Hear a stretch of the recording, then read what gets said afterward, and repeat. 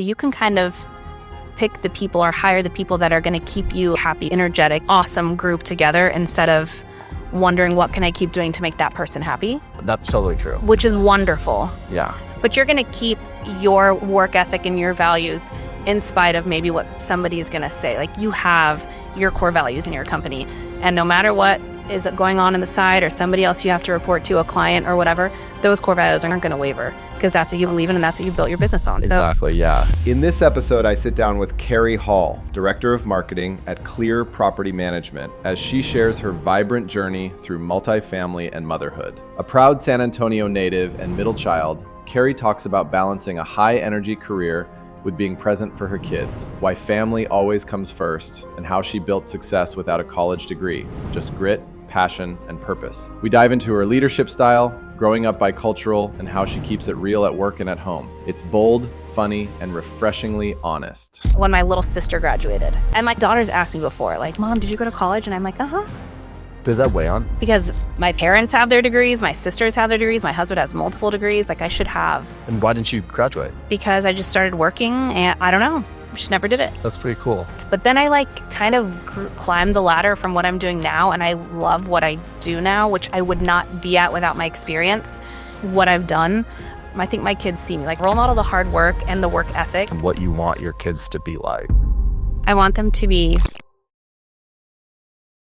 Property managers lose hours chasing rent, while delinquency and filing costs add up to massive losses. The financial impact? Millions in unpaid rent sold to collections agencies that recover just 20 to 30%, while taking a huge cut. Now, the Kelsey you trust for leasing helps you recover more rent in-house, reducing reliance on agencies and maximizing revenue. With Collections AI, Kelsey automates rent and move-out collections, from the first missed payment to move-out, while ensuring compliance across jurisdictions. Easily train and set up Kelsey on your company's collections process, including CARES and state-regulated workflows. She doesn't just set reminders. Kelsey answers resident questions, tracks promise to pay dates, and follows up persistently to keep payments on track. Need oversight? Corporate teams can monitor collections in real time with Zuma's dashboard, while site teams use the Chrome Assistant to track payments and even respond as Kelsey when needed. Kelsey also evaluates resident risk with AI, providing instant insights to help you make smarter renewal decisions. The impact? Doubles collections velocity, reduces filings, cuts site team workload by 85%. Stop leaving rent revenue on the table. Let Zuma's Collections AI handle the heavy lifting while you focus on what matters. Get started today. Everyone, especially like in multifamily, people walk in, they start speaking to me in Spanish. Yeah. I'm like, well, like, I know I can understand it. I'm not confident enough to speak it fully, but let's just chat. So you were telling me before we started rolling about your family. So tell me about your family situation. So my dad is from like super North Texas, a little city called Denison, Texas. Okay. He played baseball all throughout college. He's 6'5", like, blue eyes, light blonde hair, sort of light brownish. My mom is shorter. She's Hispanic. She's from the Valley. So Donna, Texas, it's like way south. And so my family is made up of 3 daughters. I'm in the middle. Okay. My older sister's, yeah, super middle child. And I'm an Aquarius, so like all the things. My older sister's 5'2", and super like light complected, lighter eyes, lighter hair. I'm 5'10", got all the darkness. And then my little sister is like 5'5", and she's lighter too. So we're like a perfect little mix. Wait, that's crazy. You're 5'2", and it's your full sister and everything? Yep. 5'2", I'm 5'10", and then my little sister's like 5'6". Wow. Where did your parents meet? College. My dad played baseball, and my mom was like a cheerleader and the whole thing. So, okay. Yeah. That's crazy. So you're half Hispanic, half white. Mm-hmm. And your sisters look more white. For sure. Yeah. And like my children, so my husband is green eyes, blonde hair, and my kids don't look any, I mean, they have sort of big eyes, but you would never know. They look, you would never know, as in never know that they're Hispanic. Right. Yeah. Green eyes, lightish brown hair. So. Wow. Which normally we dominate, right? Like. Yeah. I didn't. Somehow. That's crazy. Yeah. Okay, cool. So middle child, Mm-hmm. and you said you fully identify with that. Mm-hmm. What is that like? I always thought it was the second child is like the rowdy one, like the wild one. My daughter is 9 and my son is 4. And he is the crazy he has my personality, but a boy. I just, everything you read about an middle child, that's me for sure. Like anything. You feel like the older one gets all of this, the little one can get away with anything, and you're just in the middle kind of trying to figure out where you belong. So I always felt like that growing up. How are your siblings and all of you guys different? Let's see. So my older sister is like hippie child. She's like graphic designer. That's what she went to school for. Artist. She can make anything. Her house is full of her paintings. She's just go with the flow with everything until she had kids. Now she's like, wash the hands, do this, sanitizer, get the shots, all the things. My little sister, she is a athletic coordinator. She's all about sports. She just had her first baby. He's 3 months old. He's super, super cute. And she is more like tomboy. She was always been the tomboy. Going to my mom's, like where she grew up as I grew up, she's very Hispanic and everyone's very short. So as soon as I would come in, it was like, do you play volleyball? Do you play basketball? Like, what are you doing, mija? Like, whatever. And I was like, no, like I am not coordinated. I was a dancer, so I danced. So we're just all different, but we are all super close. Yeah. My little sister lives here in San Antonio. My older sister lives in McKinney, like Dallas area. Yeah. But we're different, but we're all super close. That's so funny you bring that up because I grew up with the same. Obviously, I'm tall. I'm 6'4", Yeah. and I grew up with the same. Like basically, people default to like assuming you play sports. Oh yeah, I did play basketball, but I wasn't like amazing at it. I wouldn't say. But you should be because you're tall. Yeah, you should be. So like, oh, you must be really good at basketball. You're tall, and I remember being like kind of like honestly annoyed by that, or I was like, I didn't really. Also, the other thing people would do is they basically just like start talking to me about basketball as if I like watch it. Yeah. And I don't. So I just like end up like it was too much to like make up the fact that I like don't watch it. And so I just like go along with it. I'm like, yeah, it was a really good game. Yeah. Can't believe we missed that one. Yeah. Can't believe we missed that one. Exactly. Well, we're in San Antonio, so like everybody knows about the Spurs. Yeah. And so I grew up Spurs and Cowboys, right? So Spurs, everything. Still really love them. I'm not like a fair weather fan. I like them no matter what. Like Coach Pop, who's like he's not going to be our coach any longer, which is like so sad. And he's wonderful. It's like my childhood gone, right? So you watched a lot of sports and stuff? Yes. Like we were the family where if my mom went to the closet to get something and we missed 3 baskets, she came out of the closet and then we made one. Okay, great. But if she was in the closet and we made 3 baskets, she would not leave because clearly since she was in the closet, that's why we were winning. Like super superstitious. If, I was in the kitchen doing something and we were up, Keri, stay in the kitchen because like, we're winning. Like if you come out, we're going to start losing. Like very superstitious, huge fans. Spurs was everything and Cowboys. And was she a fan of sports on her own or did your dad influence her to the I think both. So my dad played baseball and then he was drafted to like a farm team for the White Sox. He was a pitcher. So you can imagine like 6'5", like the long, but he never really fully made it in, or I like to say he decided to have a family instead. But my dad, we never watched baseball. It's so boring, but he watches baseball all the time. We would try. None of us did softball. I'm sure he wanted a boy, but none of us did it. My mom was always a sports fan though. Just, she loves it still. Okay. Yeah, baseball is boring. Baseball is like, do people say on average, like it's more boring? I think it's boring. Yeah. I just don't understand it as much, or it goes so long. I don't understand the innings. And the score is like so slow. It's not like a sensational. Like when you look at basketball or you look at oh my gosh, yes. It's very sensational because there's just and like I fell in love with the players of basketball. And for it to be the Spurs, like whenever they would win, like they have this whole river parade downtown and like we would always go. We always had, the shirts, the everything. It was just, I don't know. And my husband's from Nebraska. So went to school there, grew up there, and then he moved here for a job. And he's not a sports dude. Like Huskers football, he knows because of his family, but he's not a sportsman. Yeah. So when we talk about basketball, he's just like, it's okay. Like he just kind of watches it and like we'll have the beers and things, but he's not. He's not big into sports. Mm-mm. So your dad obviously was big into sports growing up. And what is your mom and dad like, personality wise? My mom is like me. I'm my mom's carbon How would you copy. describe your personality? Loud, say what's on my mind almost all the time to a fault, I think. Creative, super creative. I love anything that lets you decide what you want to do. I like structure, but I'm just creative, I think. I like to be in big crowds. I don't like to be in like smaller little groups. Super extroverted. Why is that?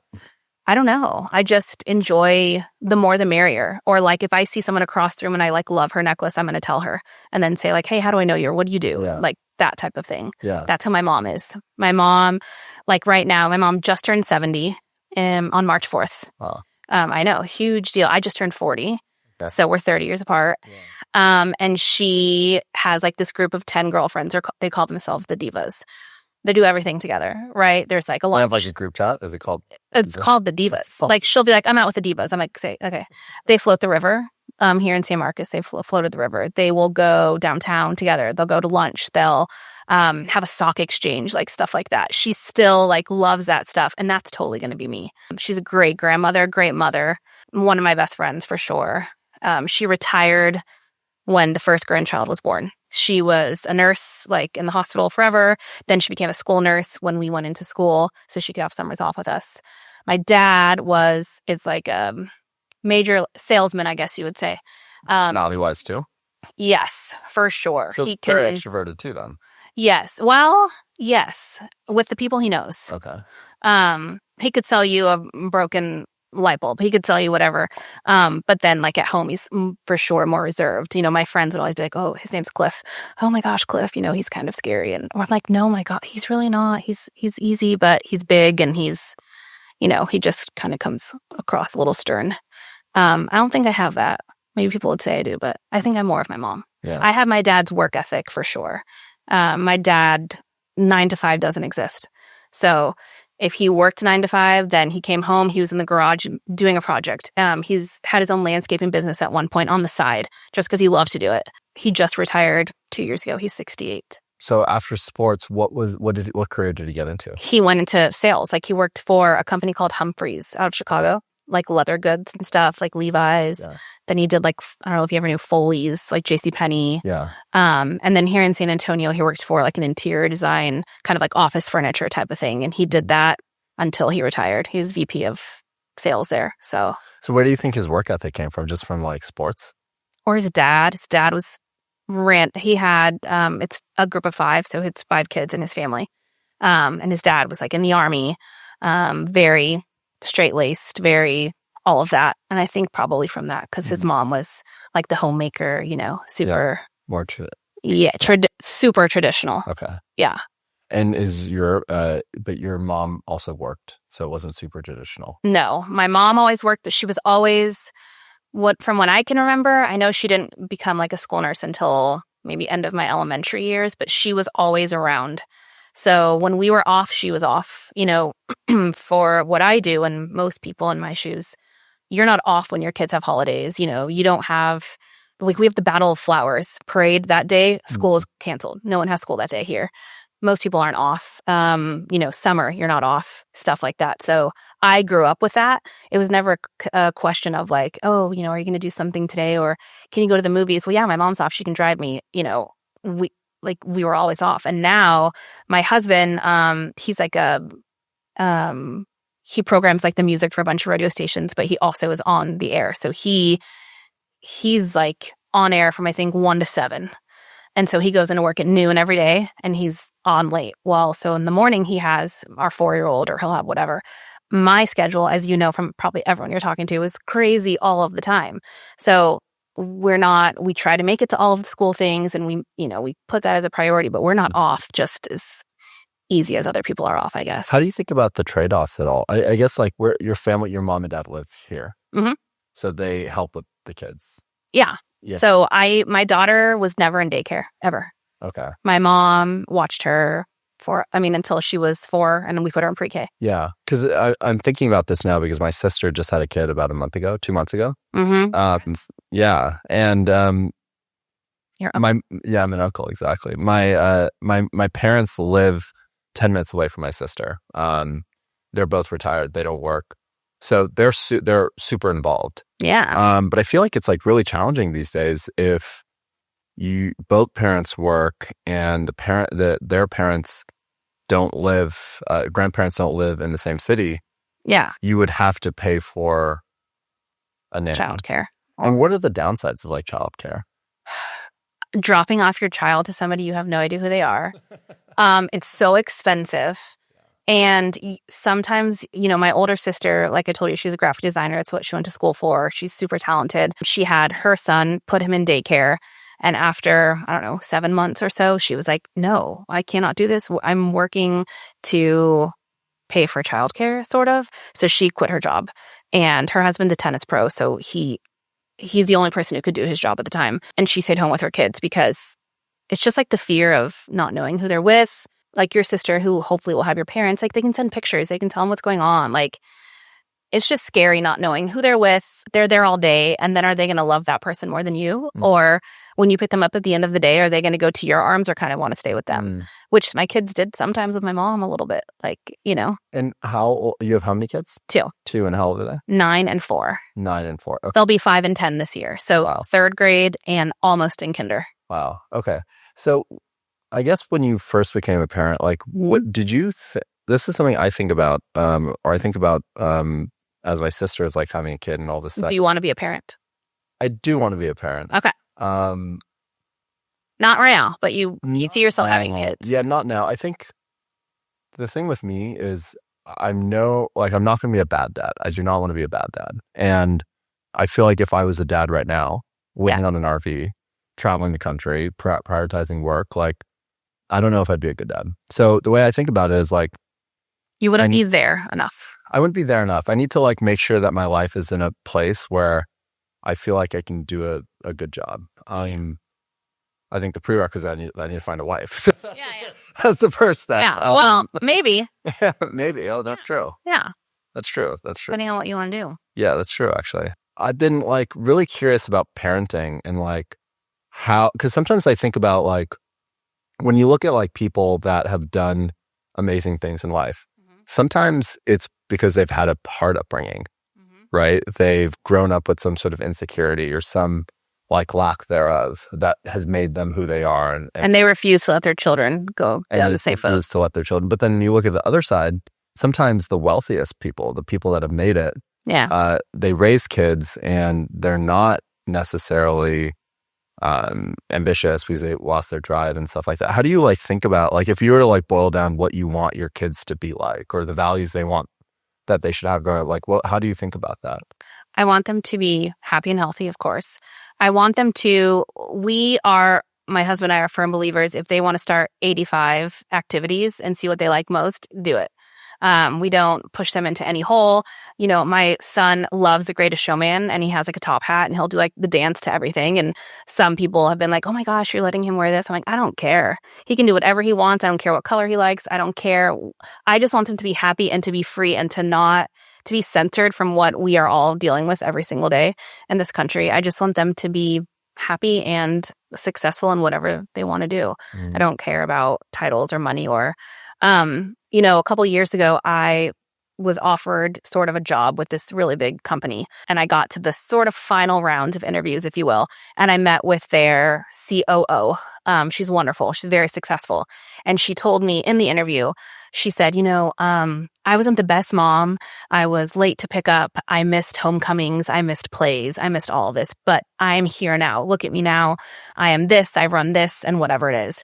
And she said, so just because I was kind of having a hard time with committing to be in an office, 8.5 hours a day when I had a 1-year-old. And she told me this to kind of be like the selling point, why you should come work for us. And I said, I told her in the interview, that's the exact opposite of where I want to be. I want to be at all of those things and to say, I love my career and I'm great at it, but I have a company that works with me. And at some point I'll be there when, maybe they're high school or middle school. But I don't want to be like that. And she kind of just looked at me, a little confused, but I want them to say, my mom was always there. Where I work now, the work-life balance is insane. They truly value you, your family. If that means that you have to work, the 3rd grade carnival And so you're not going to be on a call. They don't care. Go be with your child. If you're going to do this, whatever it is, of course, as long as you're like doing your job and whatever. But I think I just always was like, I want to be the mom that's like always going to be there. I'm always there for whatever I can. And if I'm not there, like my husband's there. If he's not there, my mom is there. Someone is going to show up for our kids at everything. And I think when you feel like that, then you'll know, okay, I want to have kids. You have that huge support system, so someone will always be there for them. Were your parents always there for you growing up?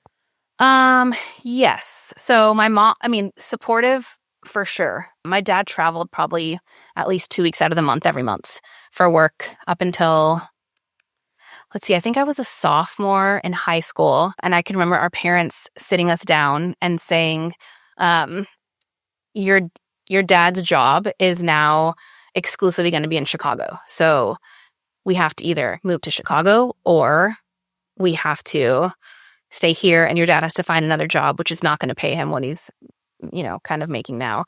And I remember thinking, like, I was a sophomore. I'm like, okay, like, who cares? Like, I didn't, now that I know how it is to pay for 4 people or the things you have to do or a mortgage or all of the things, I didn't think it was that big of a deal. But when he decided to stay, he was home a lot more. He was like, his home base was San Antonio versus all over the place. So I would say with my dad, he wasn't always around. But when he was there, he made up for the time he was gone. And my mom was always there. My mom was there after every party, like, or every breakup or every anything. She was always there. So, yeah. How was she? But her nursing hours were not. There were like night shifts or something. Only when we were little. So like I remember going to the daycare at the hospital, and then when we were actually going into school, she interviewed and she became an actual school nurse. So her hours were the same as ours. And then she was just always, she was always around. Do you think your dad regrets not being there more? I don't think so. I think that when we've kind of there's sometimes we've had little heart-to-hearts, and I think he knows, right? Maybe instead of going hunting for the weekend, you probably should have hung out with your family a little more. But it didn't affect any of us. Like, we're all happy. He's the best grandpa. He's the best. Everything has been just great. So I don't think so. Yeah. I don't think it was, no. Not as much as it could have. Yeah. So I want to talk about this middle child thing, because that's something we have in common. Yeah. If you know that. Yeah, I'm a middle child as well. Of 3? Of 3. Yeah.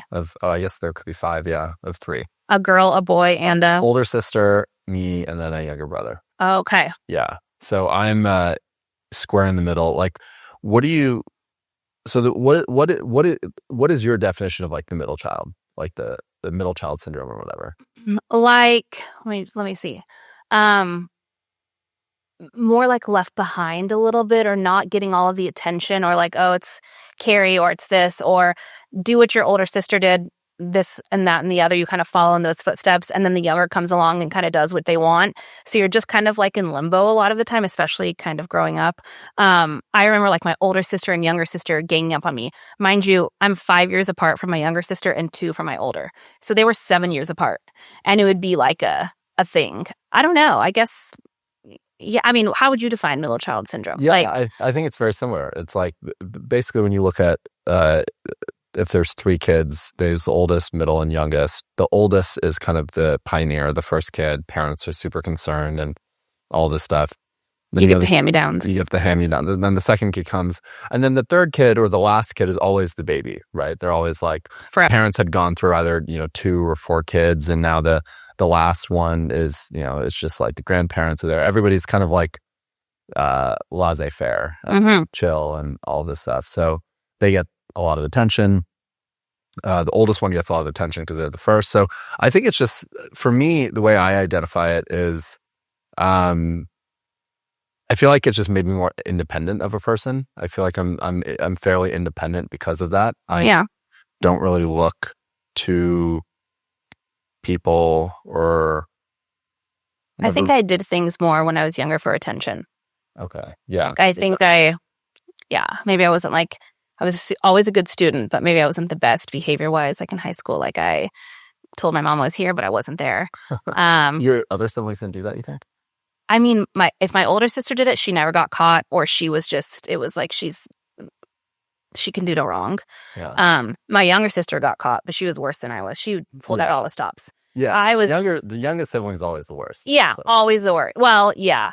Or like I would say, I'm here and I'm not there. Or like I remember like in high school, I had 2 friends who were twins, but they had an older brother. And a friend and I were hanging out with the older brother and those friends, but we'd say like, oh yeah, we're at the twins. We're at the twins' house. And so like we could call from that number and we were truly there, but just not with the twins. We were with somebody else.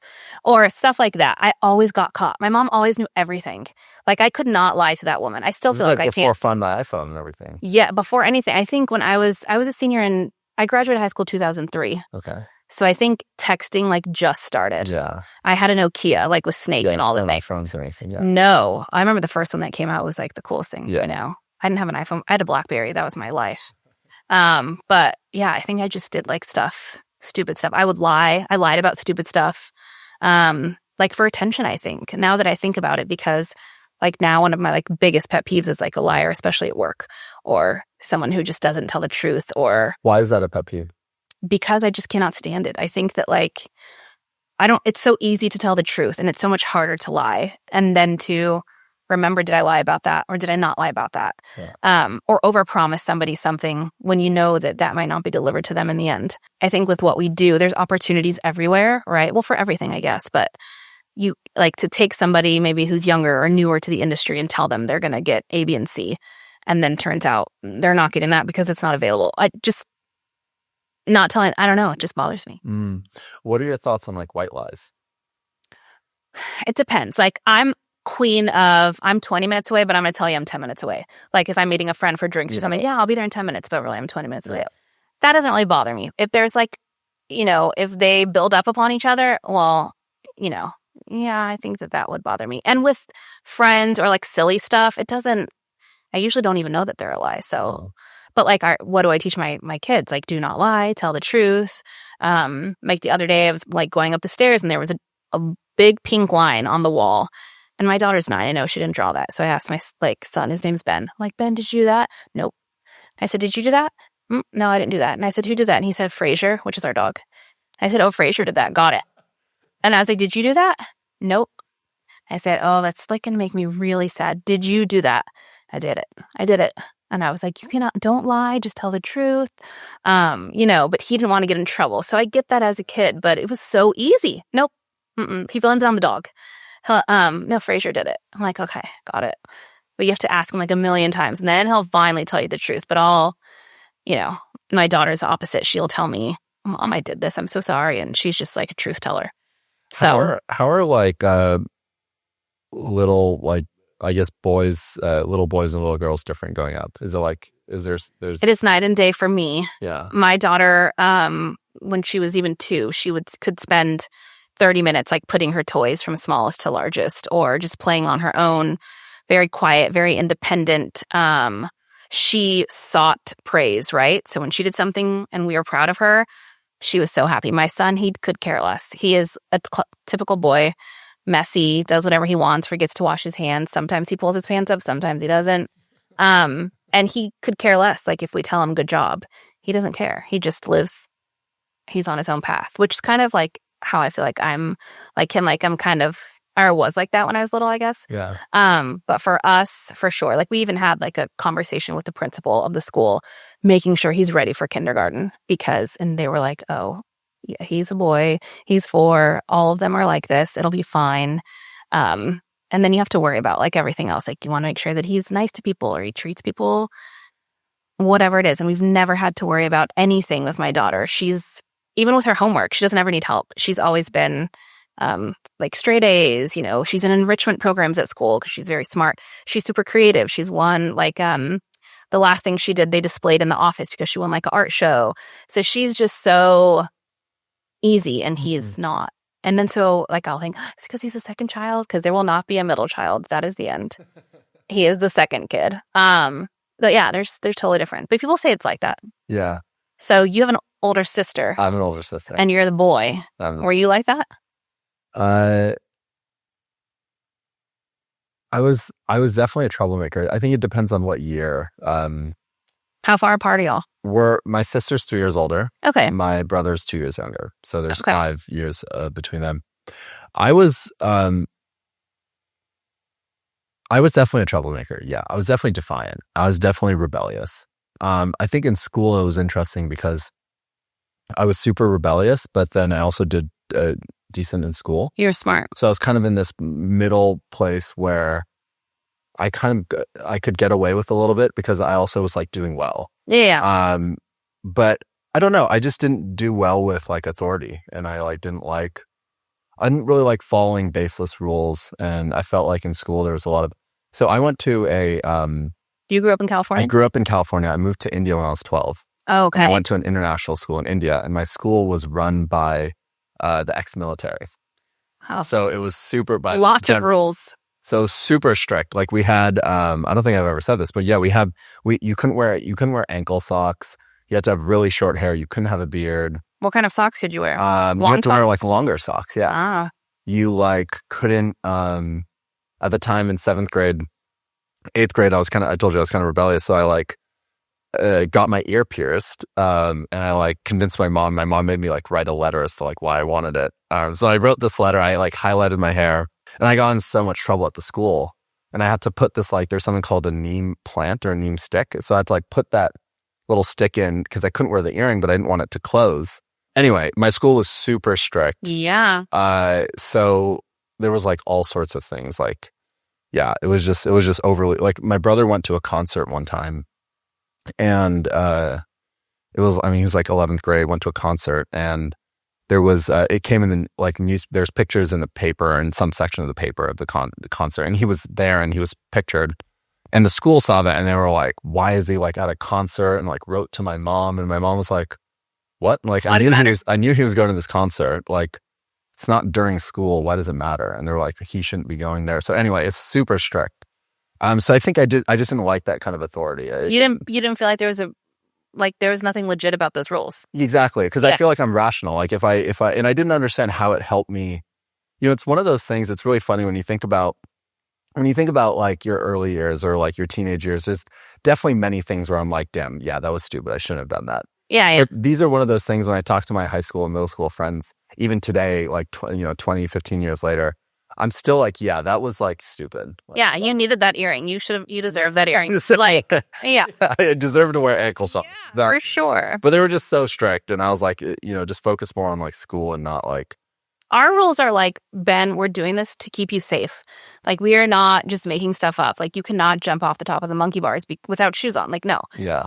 Ours are legit rules. But he also he's a COVID baby. He was born in 2020. It's like he didn't go anywhere. He was born in June of 2020. 2020, wow. He didn't go anywhere until January, maybe. Like, we weren't going to the grocery stores. We weren't doing anything. I remember my husband going with like gloves and a mask, and we were like wiping everything down. So we kept him close for a little longer. We put him in school a year later than my daughter. But he's with all kids from the same year, I feel like. So I think it's taking him a little longer to get used to like being around other kids his age, and everyone's different and stuff. So you said you prioritize school, like academics and stuff. Yeah. What was your you said you were creative. So like, what was your strong subjects? Oh, anything, English, reading, any. I was all right. Okay, you're all right. I got by. I mean, I did probably like B's-ish, but yeah. I don't like math. And like my daughter has asked me more than once, Mom, do you use math every day? I'm like, yes. So you need to learn this. She's like, okay, so you're using fractions and you're telling time. She asked me literally just last week, why do I have to learn how to tell time if like my iPad tells me what time it is? My phone tells me it's right there. Why do I have to learn this? And I'm like, because it's important. Like when you go to a place, they usually have just like a regular clock. She goes, where? Like, It's a good question though. It's a really good question, but you just have to learn it. Yeah. And the questions are like, such and such started dinner or made dinner for 30 minutes, set the table for 25 minutes, did this for 15. What time did they start the whole dinner? And she has to like take and she's just like, I don't understand. Like there's only 60 minutes, but she just doesn't understand like why. And she's the 9-year-old. Mm-hmm. So are they using ChatGPT and stuff? Yes, she uses it all the time. Wow. She uses it all the time, but for like fun stuff, not for school. All of her homework is math homework. So the only thing she brings home is math. All reading, any of that stuff is in school. So she doesn't use it for homework? Why not? Like for math? Yeah. Because I just don't let her. Oh, you don't let her. Okay. No, like iPad, and everything is away. So when she does her homework, it's like at her desk. I see. Okay. And there's probably maybe, I don't know, once every other month she has one question. Okay. She's pretty good at So that. what are like the rules these days for parents with like technology? Like, So the big thing right now, well, for her, she does like this Roblox stuff. yeah. I'm sure you've heard of that. Yeah. And she was on it for a while. And then one time, I don't know, she like left it on. She fell asleep or something. And someone had asked where she lived, like, or are you in Tulsa or something weird? And she's like, no, I'm in San Antonio. And we removed it off of everything. And then I talked to her about it. And she said, oh, it's just a friend who I met on there. I'm like, but you don't know if they're my age, or you don't know who these people are. So we got rid of Roblox for a long time and just kind of downloaded some other stuff. And now she's just like YouTube everything. But it's not YouTube Kids usually. So we watch over. She's never on her iPad alone. It's always in a common area. We do like set hours. We don't let her do it like all day. And then my son like uses like counting games and stuff. We do a lot of like, we try to like go outside a lot. They're like living room kids. I don't know if you've seen that, like instead of bedroom kids. No. Like living room kids. Like we don't send them to their rooms. They're never in their rooms. We're always all together like in the hub of our home. I like that. Yeah. So the only time, well, my daughter gets like 10 minutes before bed to be on her iPad, and she usually just wants me to sit in there. So I'll sit there like and work. So they're never on their own for anything. No, that's interesting. We want them to say, right? Like we grew up always being around our parents. Yeah. Yeah, I think the design of a house is actually really important to the upbringing of children. Like my house growing up, like it had a really, like the main area was a huge open area. There was no walls and separate rooms. So we kind of grew up like if you were sitting and watching TV, you were in the same vicinity. If you were sitting and eating something on the dining table, you were in the same vicinity. If you were in the kitchen, it was in the same. That's exactly our mindset. Layout. We don't care if the bedrooms are small. Yeah. We just want the common areas to be large and to be a good outdoor space. Exactly. That's what I would do too if I was, yeah. Or like growing up, we never were allowed to have a TV in our bedroom. I mean, up until I went to college, like, and we could never have a TV. I did have a computer with like, what was it? AIM, like Instant Messenger. I don't know if that's probably way beyond. No, I remember it. I didn't use it. I think my sister did. But. Okay. So did you do like, are you MySpace? Are you Facebook? No, I'm Facebook. You're Facebook. Facebook okay. Baby. Yeah. I think Facebook came out like maybe my first year of college, maybe like 2004-ish. Yes. Yeah. 2004. And it was only with your like college email. Wow. So you saw the whole progression. Yeah. When it had like that weird grid of a face at the top and it was the Facebook. Facebook. Yeah. Yeah. Wow. I'm not that old. Like you made people super old. No, because you've seen the Social Network. Of course, love it. Yeah. Yeah. So I'm just like, yeah, I was there. I lived that. You're there. You live that. I lived that history. I love it. Okay. Okay. Cool. So one more question I was curious to know about. When you look at your upbringing, you said you learned a lot of hard work or working hard and all that from your dad. Mm-hmm. Do you feel like when you think about instilling values in your own kid or kids, how much of it is you just role modeling that behavior and then them seeing it versus you telling them like to do something? I think, so my dad, his job, I think he loved his job, but I think his job was extremely stressful. Towards the end of his career, he started having like these pseudo seizures at work from stress. And that's kind of what ultimately led him to retire because he was a yes man, right? He said yes to everything. I'm working on this huge project. I'll do this too. I'll do that. I think having the happy medium, like love what you do or at least like what you do, but realize it is just a job. Like to me, we're on this earth to have a family and to be happy. And, like we, because of God and all the things like that. But like they see me work hard. I think my kids see me. Like my son will say like, oh, mom's computer. Oh, computer. Like, are you bringing your computer? He knows that I'm always working, but I'm always present, I guess. So role model the hard work and the work ethic. And, a lot of people you see these days think that it's just super easy or they can stroll in late or they can not show up to an interview or just give like bare minimum. No, always give 100%, but also don't do it to where it's going to kill you. Like don't let it get that stressful. And if it's that stressful, it's just a job. Like move on, find something else that makes you happier. I've found for me, and this, what I do, I found just the people I work with have made me so much happier. Moving on from different people, leaving other people behind kind of leaves that stress behind, even if you're kind of doing the same thing, because you're with people that value you and tell you how much they value you. It just makes a huge difference. Yeah, it's one of those things I've learned about like the idea of burnout is it's actually not always a function of like how hard you're working or how many hours you're working. It's usually a function of like how many hours you're spending on things or spending with people that drain you. Right? Like you can have an activity, a piece of work, a project, or a person you're working with that just like super drains you, that makes you feel burnt out. Yeah. But it's not always about like, there's been plenty of times in my life where I'm working a ton of hours, but it's super fun and I'm enjoying it and it feels inspiring and it's impactful and all these things. And I don't feel burnt out, but inversely, you're kind of your own boss though, right? Yeah. It's like you can kind of, it's like the upside down effect, right? So you can kind of pick the people or hire the people that are going to keep you like happy and like energetic and like be like this like just awesome group together instead of wondering what can I keep doing to make that person happy. Totally. That's totally true. Which is wonderful. Yeah. But I think that I think adversely, like if you have somebody who is on top of you and is realizing like, okay, this person's not happy, what can we do? Or like somebody who literally pings you and is like, how are you today? Hey, I noticed, you this. What can I help with? How can we fix this? Hey, do you want to go for a walk? Remember to recharge your batteries. Things like that. I've had bosses that have done that in my last 5-ish years that I never had before, that I'm like, oh, they care. Like they give a shit. Like they actually want to know how you're feeling and how can they help you happier, because they know how much work we do. And I know what you do. You're whatever you never stop working, right? Your mind's always, I don't know if you have, like, I'm the person with a notepad literally on my nightstand with like my little ideas and stuff. Exactly. And when you have people that respect that, or if you work with people that love that and that, cultivate that and they make you want to be more creative or work harder, that's just like jackpot, right?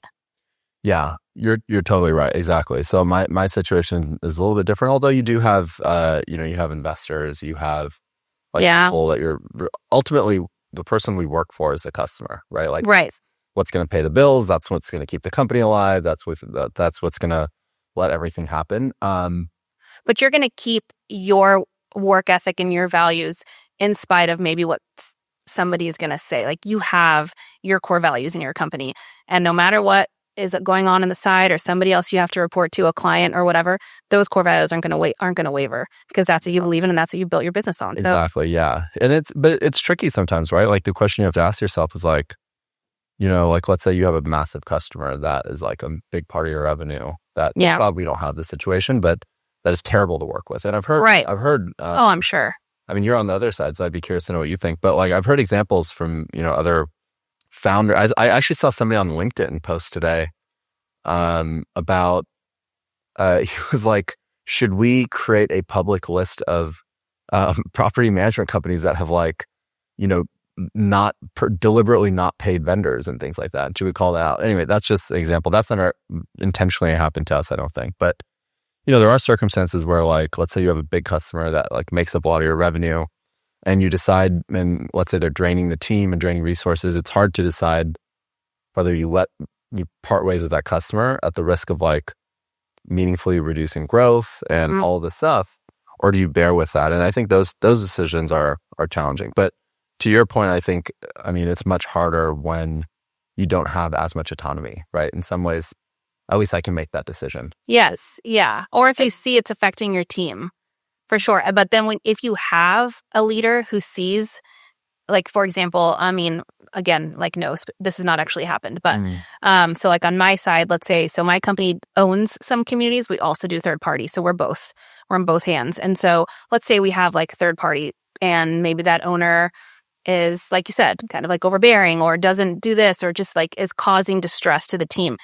If you were to have a leader that said, you know what, we've exhausted all these options, we've had meeting after meeting, we need to go ahead and just give notice to this person. How much does that make your team respect you? Wow, you're seeing how much that is affecting us. You're not thinking, hey, this is $1. This is what we're getting from these people. They have 5 communities, 10 communities, whatever it is.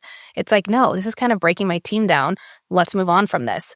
That's awesome. Like, I think that if you're in a position to do that, I think that's super respectful. So how do you think about, there are examples of people that have worked with Steve Jobs. Steve Jobs' personality, right, was like a tyrant and terrible to work with, extremely rude, abrasive, aggressive, all of that stuff. But there are examples of people that say after working with him, in hindsight, that was like the best year, like those were the best years of their career, of their entire life, where they learned so much from working directly with him. How do you think about that? Like the trade-off of like, well, what if somebody is not abrasive, not easy to work with, but they are helping you grow and like transforming your skill set and all that stuff? Do you think it's worth it at any point? I do. I've had the same sort of situation, I guess, when I was like very first starting out, and I became like an assistant manager at a community. I had a manager who I love. She's actually like my best friend since 7th grade, and she got me into this industry. And she left to move to Austin. She got a new job, and the person who came in, I knew she was a little difficult. I knew she was very not necessarily by the book, but by, I don't know, she's a little difficult. And to where I thought, let me just look for another job. And my mom and like friends were just like, hey, like just stick it out. And she was difficult and she was challenging. And it was like the most challenging year of my life. Like I had a miscarriage during that year. I bought my first home during that year. I did all the things. And throughout that whole time, yes, she was difficult. Yes, she was challenging, but she kept me successful. She kept pushing me. I continued to have a job, and I would say I learned a lot. So like that year specifically of my life, I look back on all of the time because it was so flipping challenging, but she didn't put a dent in that, I guess, if you will. She helped to move me forward when maybe somebody maybe who was a little nicer, a little easier would have just kind of been like, oh, I'm so sorry. It was like, you're not thinking about what just happened. We're at work. We need to collect our delinquencies up. We need to bring it down. We need to do this. And it was like, I was distracted. So those things I didn't think about. And I was able to kind of just like keep chugging along. So for me, I like that. I sometimes think I'm that way. I'm a little bit of a... Same. Yeah. Or I think I expect a lot out of people, or I expect people to act or work in the way I do. And people will say, remember, like, not everybody is you. Not everyone is Keri, or not everyone is going to see, whatever it is. But like in marketing, let's say, like I could have somebody work 3 days on, let's say, like a social media graphic, and it is boom, polished. Like I've given the notes, and then here is the best and final, and like February is spelled wrong. And I'm just like, I'll get in my, how I am, and I don't understand like what's going on here. Like we've gone back to the drawing board, or we've done this, or I would never present anything like to my boss, let's say, or to somebody unless it was like perfect. I'm never going to give like a first draft. This is like my best and final, what do you think type of thing. So sometimes I think I can be a little bit like that, but on like I'm super nice. I'm super like fun and loud and like a totally creative, but I think I just expect people to always do 100% no matter what's going on around them, or what day it is, or, oh, it's Monday, or I stayed out too late last night. So did I, but guess what? We have to do this. Like, let's just figure it out. And that's because you expect 100% from you. Yes. Yeah. I think I do. I know I do. Why? What happens if it's 80%? Oh, then I like cannot sleep. Why? Or because like, how can it not be? Or if when you're in a room and it's like, hey guys, we really need somebody to do X, Y, and Z. Can anyone help out? I'm like, 1, 2, 3. Yeah, I can do it. Or, oh, can someone go and help with this? Okay, look around. I'll do it. I'll help. Yeah, let me help. Let me call my mom and see if she can pick up my daughter that day. And then let me help you with that. I don't know. I think I'm not a people pleaser. I will say that. But I think I just want to always be dependent upon. Like I want people to know like, oh, I know Keri's going to get this done. Which can be a detriment to me sometimes. But I don't know. I just have to, I don't know. Just how I am. I don't know. That's a good question. You should think about it. I should. We are going through this whole leadership training at my company. It's called Warrior Sage. And it's through this company out of Canada. And it's kind of like black belt mentality. It's like black belt leadership, right? And they have you talk about like self-sabotage, or what do you do that you don't realize you're doing. They have you do like a lot of breathing, a lot of all of this stuff, and stuff will come out that you're like, how did I not see that? Like, how have I been living this way for however, or I'm the queen of, if I tell my husband something and he's like, what'd you say? I'm like, never mind. Like, I don't have time to repeat it. Like, I move forward.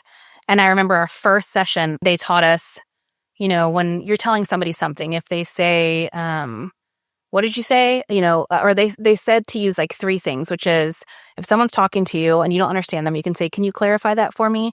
If you truly didn't hear them, you can say, can you repeat that? Or if they're going all over the place, you can say, can you summarize that for me? And I told my husband those 3 things. And I said, use those. And he uses those. He'll say, especially when I know he was not listening, he'll say, can you repeat that? Because I know I wasn't listening. But it works because I'm not, it's like it effectively made our communication better. And I'm like, how did I not see that prior to this call? Yeah. Or prior to this training? How did I not see that that's like how I was addressing stuff? That's interesting because what did you say is like more aggressive? Is that what before? No, but when you say, can you repeat that or can you summarize that versus like, what did you say? Is that or what, huh? Yeah, What'd you say? it's more aggressive, so it kind of annoys the other person. Is that what you're saying? Yeah, or it's kind of like, how did you not hear me the first time? I literally spoke quiet, like very, very slowly, like I said this. Or I'm sure you, like I said, you have a million ideas in your head all the time. And so like I can have a conversation about, I don't know, we painting the bathroom light blue. And then 2 hours later, I'll be like, why don't we do gray instead? And my husband's like, what are you talking about? And I'm like, the bathroom. He's like, it's been like 4 hours. Like, what are you talking about? Like, I expect him to be in my brain. Maybe most women do. And so I've gotten better about my communication style there. I think at work, it hasn't changed though. Those have changed. So how did you even get into the industry? When I was in college. So what did you study in college actually before that? English. English, okay. In elementary education, I wanted to be a teacher. Okay. Of elementary kids. And slowly realized, like, what am I doing? No, it's like... You wanted to be an elementary school teacher. Yeah, I really wanted to be a teacher. I think I wanted summers off. I think I wanted that whole thing. I don't know what I was thinking. Love kids. Where did the teacher thing come from? Maybe my mom, maybe because of her schedule. I loved her schedule. And I was like, I think I want that. I don't know, though. Truly, like, as a 40-year-old, I have no idea. I don't know where that came from. But my friend was an assistant manager at a property, and I was working at a daycare, like before and after school. So I would get there like at 6:30, working with like babies, go to school, come back sometimes and work till 6:30 p.m. And I loved it. I really, really liked it. But it's exhausting and it's draining. And some kids are there 12 hours. It's a lot. And so she's like, you should try and be a leasing agent. And I said, no, oh my gosh, like, no, like it's a huge investment. I don't want to like show somebody their home. And she was like, you can talk to the wall. You can talk to anybody, Keri. Like, you would be really good at it. You should try it. And I went in for an interview and I interviewed and was super nervous, like sweating because I didn't know. And then went back to work. And I remember that person, like that boss, called me and was like, we love you. You have the like energy, you have this, but we did decide to hire somebody with experience. She's been a leasing agent before, and the property was like 390 apartment homes. It was a big property, super busy, and they wanted someone who knew what they were doing. And I said, totally get it. Like, thanks so much. Keep my resume. And she called me back the next morning and said, I'm sure something fell through with that person, but they're like, you know what? We thought about it and we would like to bring you on to the team. So I was like, okay. And so that was in 2012, 13 years ago, which is insane. Wow. And I leased for 11 months. And then I was an assistant manager. And then I was a manager, was on site for almost 9 years. And I was also like sales and marketing trainer. And then this company called me for it was more of like a regional role. Yeah. And then they saw I had marketing background. Sorry, something's flying on my face. And they were like, you would be great for marketing. And so that's when I started in 2021. So you said 2012. 2012. Mm-hmm. So what was after college? When did you graduate college? I never finished. So you never finished. I went there and that was it. I have, I think, 12 hours left. I never went back. I know, I need to. Wait, 12 credits left to graduate. 12 credits left. Uh-huh. And why didn't you graduate?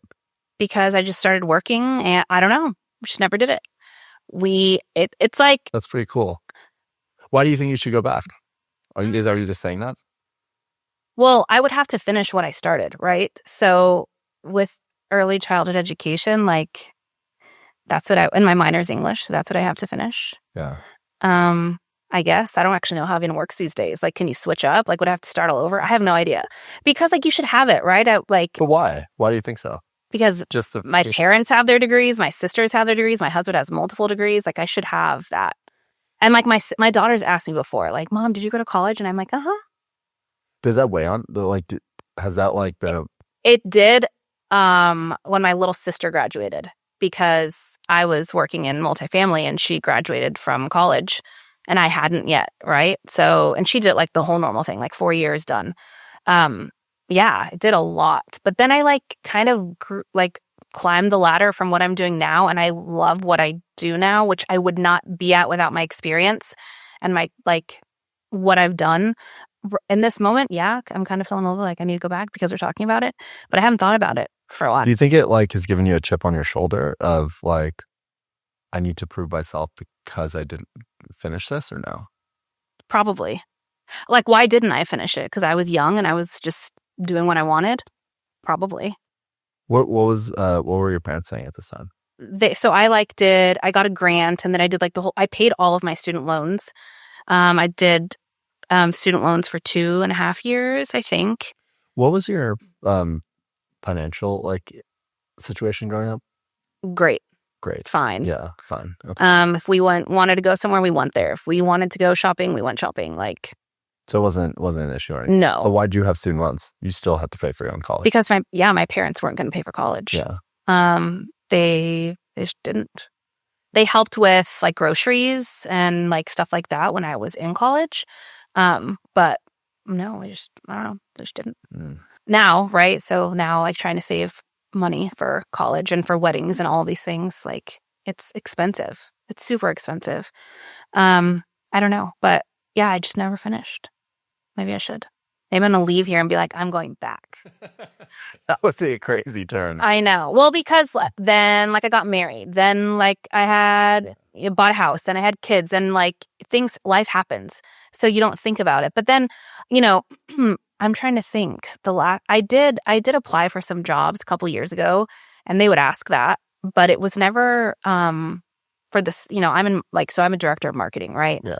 So the things I was applying for, it wasn't like a requirement, but it was always X amount of years experience or bachelor's in whatever it was. So I always had the experience hand, and I had a lot of the college, but not, didn't cross the line type of thing. Finished. I feel like. Do you think education will really be that important in the next? Yeah. By the time you're done, depending on your field, for sure. Yeah, like when I'm on these calls with like our asset managers or going over like these crazy budgets, like a lot of these people, I know they went to school for all of this stuff because it's just the way they explain things, or even like just the investor relations side. It's like mind boggling. Like I want to be in the room with them just to hear all of these things that they know, which I know they went to school for. And like, I hope in school they teach you like how to talk the talk, because they all have the same they can just spit it out and like do their whole spiel. And you're like, yes, here's our money. Like, what? Yeah. What is the thing?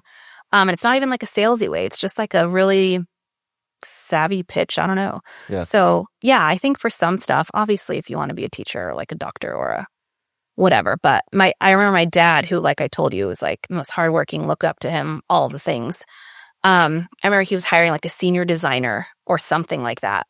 And he said, like I'm seeing these people with like fresh out of college or going for their masters. But then there's the people with the experience who know what they're doing and know how to talk to people. And that's who I'm hiring, not the ones with these crazy, crazy resumes of like, of their schooling, which is interesting because when we were little, like it wasn't, you was known you're going to college, like you were going to go to school and get a degree and go do your things.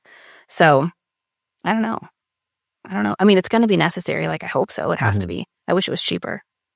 Yeah, I'm really curious to see how like middle school and high school and stuff changes when your daughter and son go there. Like, well, like for what you do, like you had to have gone to school for that. Yeah, see, that's where I find your interest or your desire to go back to college interesting, because I have a different opinion. I have an opposite opinion of you. I don't think school, like, I definitely didn't have to go to school to do what I'm doing, because I studied engineering, and like, what engineering am I doing right now? But to your argument, I did meet my co-founder there. we were friends, and that's how we started the company. Like Facebook. I almost said the Facebook. Like the Facebook. Like the Facebook. Yeah, so I met him in college. Would I have met him, or would I have found a co-founder, would I have started the company if I didn't? Maybe not. I think the advantage of college is like you're in this deep network of like-minded, intellectually curious people that you can like work together with or build some sort of relationship, friendship, whatever with. I think that's a lot of value. But I don't know. I just think like to start a company or to do anything, my belief is like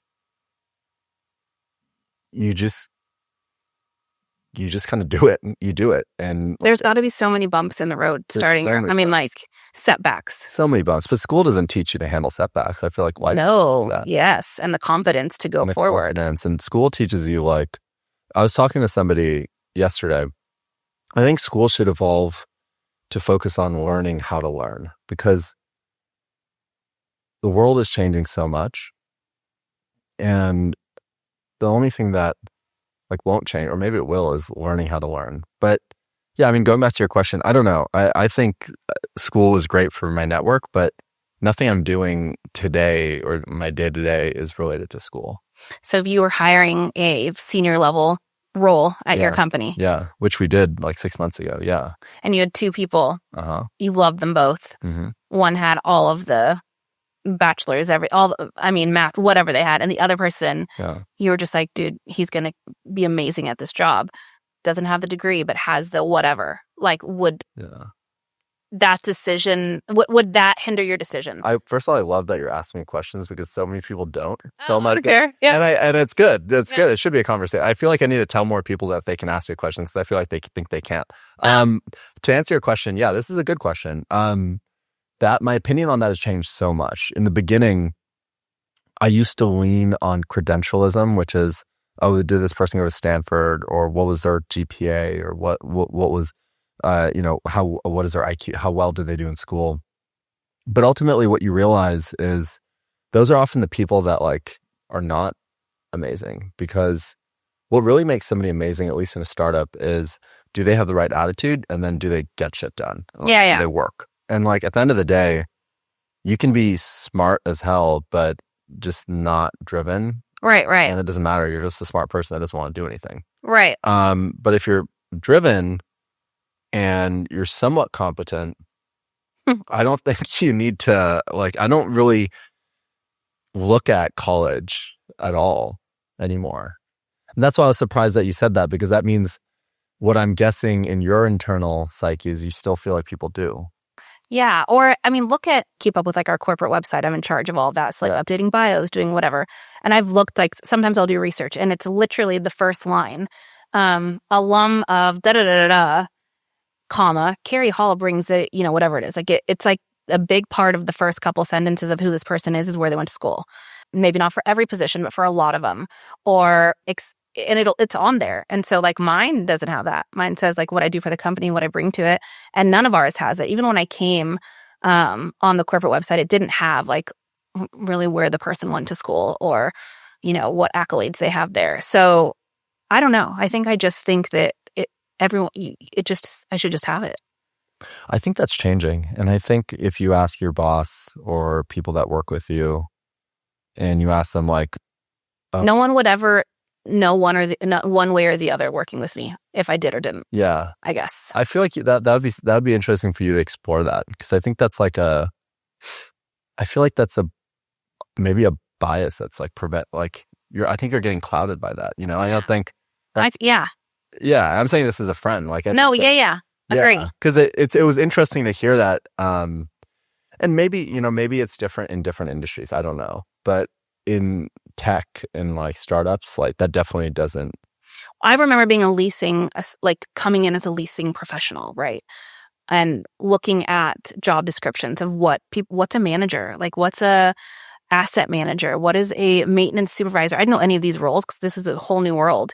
And like everything that was either a community manager or a regional supervisor or a regional vice president, whatever, like you must have your bachelor's or your whatever. And I remember thinking, man, okay, so I'd have to do this. I remember thinking all of those things. And now, like on LinkedIn, you can just like browse stuff. I don't know, like I'd have to do research to see if that's still like a requirement for a lot of people. I know like 2 years ago, like I told you, it was either experience or this. Yeah. But I guess I'm always like, just meet me, like just talk to me, and you're not gonna care. And you've been at you haven't worked in many. You've been at the companies for a while. Yeah. So I've only in multifamily 2. Yeah. One for 9 years and one going on 4. Which is uncommon. Mm-hmm. Why did you stay at the first company for so long? What was the first company? Francis Property Management. So their like headquarters is in California, Beverly Hills. That's where their everything's owner managed. So that's how I learned. So you only reported to one person. Like he owns everything and his company manages it. It's amazing. This is how big. How many units is it? It was let's see. When I was there were 5 communities in San Antonio. I want to say like 20 in Houston and maybe like 11 in California. Wow. So middle, but not huge at all. Very like people had been there forever. People loved working there. I met some of my best friends there. My boss, Dawn, was the best. I loved her. She's a stern one. She expects 100%, but like if you give it, you're great. She just loves. She was really a really, really good mentor. And that's when we had like a mentorship program. I became like a mentor 4 years in. And then I became like the trainer for like sales and marketing. And then it gave me so many opportunities. I started with our apartment association through that company, getting like my CAM or graduating through Leadership Lyceum and doing all that stuff. And then bringing people on. And then it was honestly COVID. COVID happened. I had a baby and I wanted to do something else, and they didn't have anything else. I managed their largest asset they owned, and I was doing like sales and marketing training, and there was just nothing. I remember there was an HR position, and I was like, hey, it's a corporate role. Should I go for that? And my boss was like, no, like this HR is not what you want to do. And I'm like, yeah, but I want like a corporate role to like move forward. But that's all they had. I don't remember actually. I don't even remember applying for the job I have now, or when I started with, someone just called me, and then it was where I work now, Clear Property Management. Their culture is like actually what people tell you their culture is. It is just, we're all so different. So we know each other. We know your kid's name. We know your husband's name. We know what you did last Friday. Everyone is just like so cool. We have like book clubs. We have leadership trainings. We have employee appreciation events. We have like, hey, it's National Marketing Day. Here, Keri, here's, we sent you some cookies, or we did this, or did a like LinkedIn post. It's just like, you don't have to talk about the culture because it's evident if you look at the stuff. And I think that for me, because we've been through a lot, we had a larger portfolio. They sold a bunch off. Then they bought some more. Then this came here. Then we had some third-party deals that fell off. Like, they've bought stuff. It's just like nothing has been consistent. And it was my first time in like third party, which is totally different. I didn't get it at first. I was like, oh yeah, like what's the difference? Oh, okay, that's the difference. I understand now. Having communities in the same market, one our company owns and one is a third party, and having to explain that. It's just, I don't know. I'm not a job hopper, and I think I just like to see things through, which I think I told you earlier. And I love where I'm at. We've had people that have like come back because they've liked it so much, and they've left and the grass was not greener. And I've liked working for smaller companies. I've never worked in a huge one of the big, huge ones, but I like being a person and not a number. Everyone knows who Keri is. Like, you can ask a leasing agent and they know who I am. Because we're all just kind of intertwined, I guess. And I like that. That's how, if I were to have my own management company, that's how I would want it. Like having a VP or a COO who like is traveling and going on site because somebody is leaving, or they heard they had a hard week, so let me fly out there or drive out there and see what's going on, and let me buy them lunch and just talk to them. I never like had that before. And like friends of mine are like, that's insane. My best friend does business development for a huge company, Multifamily. And she loves where she's at because she likes that there's 50 people to do one thing, or it's just so automated, and there's not ever a struggle in that. I like to see the hard work that we've done, and I like to see it come into fruition and know we worked our asses off and this is where we got. Are a lot of your friends in the industry? Yeah, on all sides. On all sides. Yeah. So I've never Oh, done. you mean on you're saying vendor side too? Mm-hmm. Yeah, like several of my, I would say 2 of my best friends are vendor side. Interesting. So, and have tried to get me to come to the vendor side. yeah. Yeah. And I'm like, I just can't do the like go to NAA and this is your quota and all that. Like the pressure. That's got to be pressure. I can do it. I can, but like let my kid be a little older maybe, and then I would think of that. But I don't know. I love operations. How do you think about the vendor like PMC owner operator like relationship in terms of this is a unique industry where everybody loves to say the whole relationships matter and all this stuff. And after being in this industry for almost 5 years, I've seen that to be true, right? Yeah. How do you think about the trade-off of being close to somebody and then working with them versus like I'm just going to choose, because it obviously biases you in some way, right? You're not necessarily, like maybe you're working with them because you get along with them, but maybe you're overseeing or overlooking another product that could be better. How do you think about that being on the PMC side? I think just giving everybody an equal chance and not saying, okay, I came from here, we need to switch to this, this, and this. It's like, okay, what product are you using? Let's vet it. Like giving everybody a chance. I cannot tell you how many calls I have been on when I'm like, I know we would never use this, but this person really wants to have a meeting. I want to listen to them. And they know a friend of a friend. So that's why I'm here on this call. I have friends that work in these huge companies, but don't necessarily work with my company. So I don't know. I think that a lot of the times, like our vendor side kind of gets like shit on. Like it's just like, oh, they're not involved as much with this, or it's just, oh my gosh, yeah, they just want to sell something to you and they're looking for an outstanding invoice or whatever it is. And it's really like they work their freaking, their tails off. Like they work harder than a lot of people on our side do sometimes. Like they're the ones that are working till midnight. They're the ones that are like stressing about these numbers and stressing about a quota or stressing about whatever. So I don't know. I think that just obviously if you have a friend in certain stuff, that helps, but giving everybody an equal chance. I had a friend that was a manager the same time I was, and we can remember, someone coming in on a Monday morning. Hi, like, is a manager available to talk about whatever? And she was one of the ones who'd be like, no, like they need to make an appointment. And then she went on the other side and she's like, oh my gosh, like that hurts me. Like now I understand how they felt like when it was the leasing agent being like, oh, she's in a meeting, and you could see the manager there just sitting at their desk. And it's like, they just need an intro. They just want to talk to you. Like give them 5 minutes. And so I remember we were like, okay, so what we're going to do is anyone who calls, who wants to like meet with me, tell them Tuesdays between this time and this time. And I will give them 30 minutes. I will listen to them. I will talk to them. I will, even if we have a landscaper, but they want to tell me about their landscaping things, or like doorstep trash pickup was a huge thing. All these little companies were coming out wanting to do it. And they would come into our office and I'd just like, yeah, I'll give them 15 minutes, 20 minutes. Just tell me, here's your card. Perfect. I will email you. I promise I'll email you.